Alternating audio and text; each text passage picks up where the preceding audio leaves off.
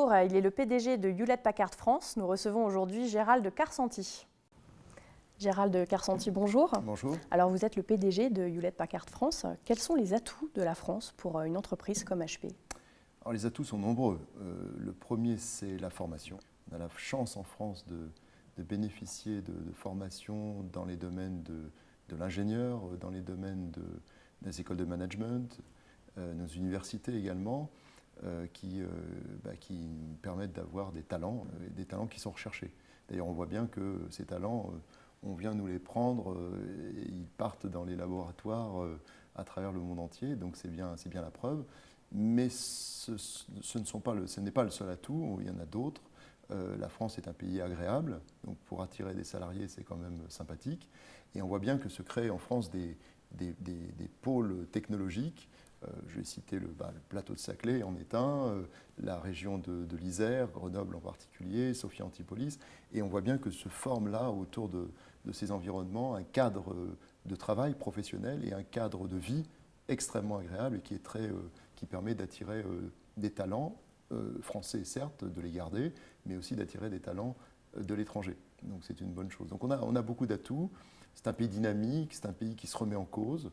On dit souvent c'est difficile de transformer et de réformer la France. C'est pas faux, mais en même temps, on sait le faire. Quand il faut le faire, la France se retrouve, et je pense que ça, c'est aussi un atout. Alors vous parliez de Paris-Saclay. L'IX est implanté, comme vous le savez, au cœur de Paris-Saclay, là où se trouvent également les plus grandes entreprises. Est-ce que l'on y verra un jour HP France? C'est une discussion qu'on a avec, j'appartiens à un cercle qui réunit les patrons des filiales étrangères en France, et c'est marrant parce qu'on en discutait récemment. Donc c'est quelque chose qui serait intéressant, parce qu'en fait, moi je crois beaucoup au fait que dans la région parisienne, il nous faut un plateau technologique, notre grande Silicon Valley de la région parisienne, et je pense que là on est en train de le faire, et HP est emblématique dans le domaine de l'innovation, donc pourquoi pas un jour, oui. Alors parmi les atouts de Paris-Saclay figure la culture entrepreneuriale. Alors comment faire, selon vous, pour favoriser les synergies entre la recherche, l'enseignement et l'entrepreneuriat sur le campus de l'IX? Alors ça, c'est très important. Nous on est très habitués à ça. On sait que pour avoir des réussites, il faut combiner finalement des entreprises qui ont des projets bien définis, avec un périmètre bien clair. Il faut des écoles ou des universités, donc Polytechnique aujourd'hui a tous les atouts pour faire ça, et puis souvent des centres de recherche qui, eux, vont mettre un petit peu l'accent sur des domaines extrêmement importants. Et l'association des trois, la combinaison des trois sur des sujets concrets est assez efficace. Je pense que le critère numéro un, c'est d'avoir des thèmes qui sont des thèmes forts de la région.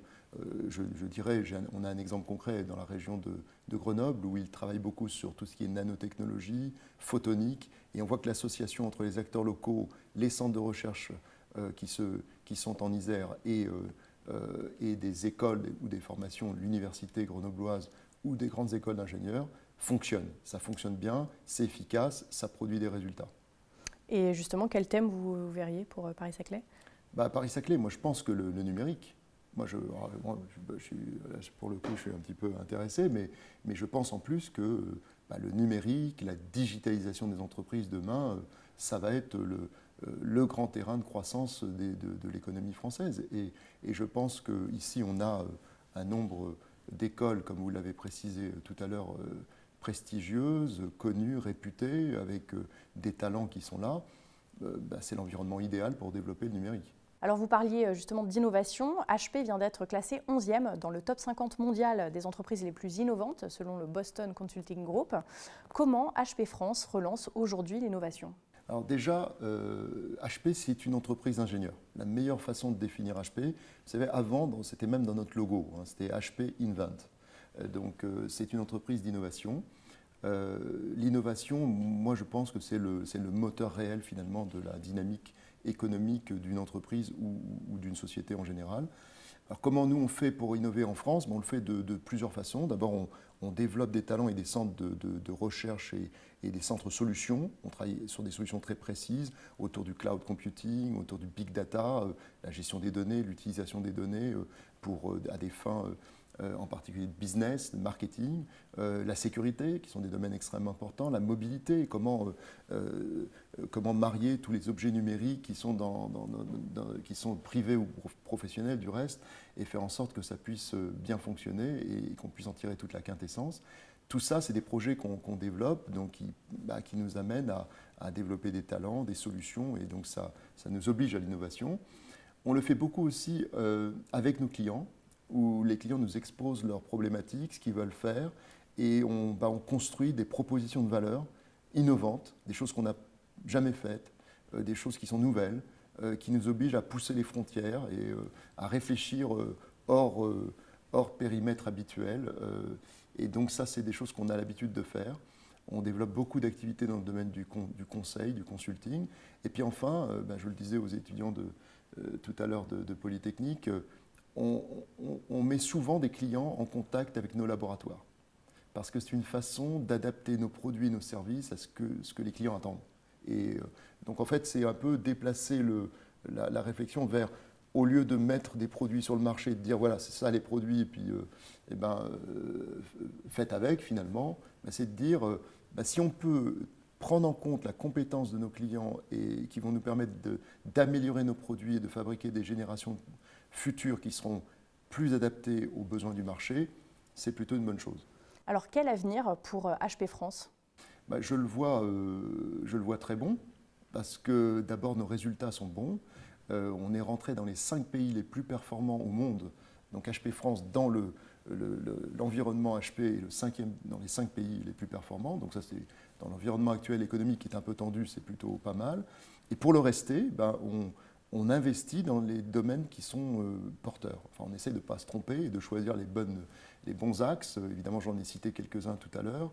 Le cloud, le big data, la sécurité, la mobilité, mais aussi des secteurs comme la digitalisation des entreprises. On voit aujourd'hui que les clients sont en train de se dire comment transformer notre entreprise pour la rendre digitale, pour faire en sorte finalement de permettre à nos clients de vivre une véritable expérience de bout en bout.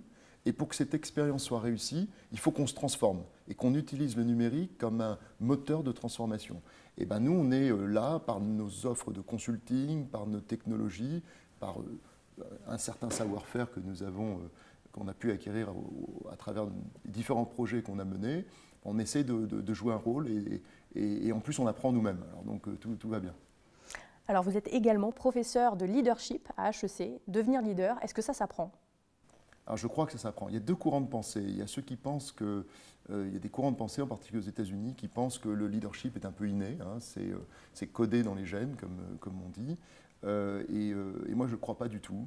Je pense que on est le produit de notre passé. Donc, ce qu'on apprend quand on est jeune, dans notre famille, ce que nos parents nous transmettent, ce qu'on apprend après avec nos amis, à l'école, à l'université, puis dans l'entreprise, on apprend, on se construit peu à peu, et on est le produit de tout ça. Je crois que parce qu'on a une histoire, on ne part pas forcément tous à un instant donné avec les mêmes bagages. Par contre, je pense que ça s'apprend. Je pense que d'abord, le leadership, la définition est large, puisqu'il faut, pour être perçu, parce qu'on ne devient pas, on ne peut pas dire je suis un leader, on est perçu comme un leader ou on ne l'est pas. Donc ce n'est pas une fonction, on n'est pas nommé leader, on est nommé manager, directeur, vice-président, on est nommé à des postes, mais on n'est pas nommé leader. On est perçu ou pas comme un leader. Mais la bonne nouvelle, c'est que ce qui forme un leader, l'intelligence est un critère, mais ça n'est qu'un seuil finalement. Il y a plein d'autres qualités à mettre à côté, comme la qualité, les capacités de communication. Le charisme est un élément extrêmement important dans le leadership. La capacité à construire des plans, une vision, donner un élan aux équipes, donc le leadership inspirationnel, et également de faire aboutir les choses. Ce n'est pas juste avoir de belles idées, c'est de faire en sorte que ça se transforme en valeur ajoutée pour l'entreprise et les salariés. C'est donc le leadership transformationnel. Tout ça, ça s'apprend. Et à l'intelligence analytique, qui est un peu notre point d'ancrage en France, nous on est très cartésien, on adore ça, et on a raison, parce que sans intelligence analytique, on ne peut pas faire grand-chose. Il faut savoir analyser.